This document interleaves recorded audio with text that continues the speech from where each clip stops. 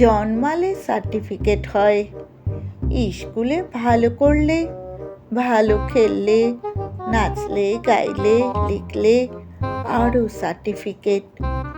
বিয়েরও certificate হয়, ভালো কর্মীরা সার্টিফিকেট পায়।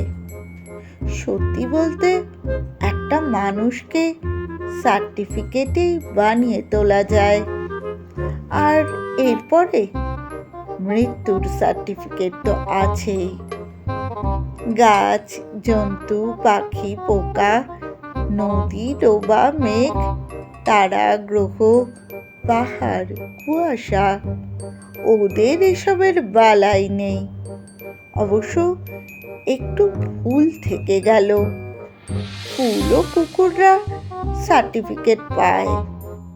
কোনো সার্টিফিকেটই একদিন থাকবে না, কারণ পৃথিবীরই কোনো সার্টিফিকেট নেই।